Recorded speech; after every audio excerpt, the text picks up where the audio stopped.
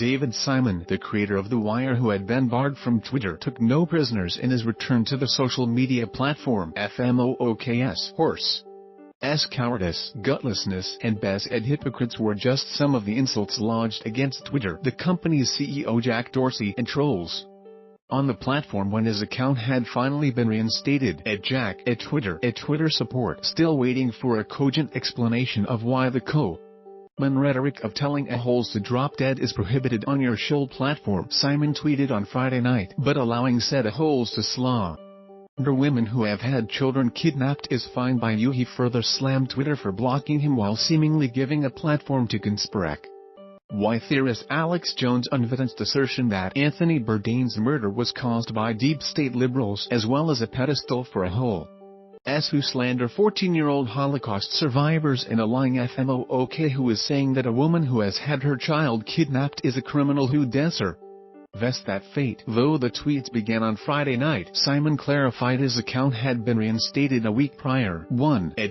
Twitter support still waiting for a cogent explanation of why the common rhetoric of telling assholes to drop dead is prohibited on your shithole platform. Has reached out to Twitter for comment, but allowing said assholes to slander women who have had children kidnapped is fine by you. David Simon at AOD.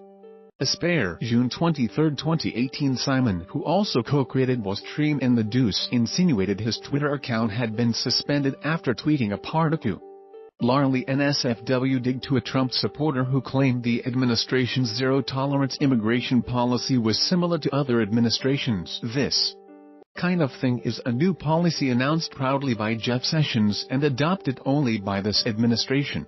Stressed, Simon responded, at the time, you should die of a slow-moving venereal rash that settles in your lying throat. In a thread spanning more than a dozen tweets, the showrunner continued to blast Dorsey and his platform for this apparent hypocrisy. Still waiting, UFMOOKS, for a human intellect to engage me directly and forthrightly about the fact that I was obliged to remove posts that I can in every way defend in order to even register a complaint or appeal of a suspension. Simon wrote. He had also claimed in a post previously published to his website that he couldn't comment on the death of his friend Chef Anthony Bourdain because of his Twitter exile. Still waiting for you to either restore those posts or provide any response to your conduct, which includes barring me from commenting on the death of friend while some stroll remains on Twitter unmolested, declaring unvetted that the death was a political murder. He replied, alluding to Jones. Simon further trashed the tone-deaf abdication of fundamental ethics by Twitter, calling Dorsey's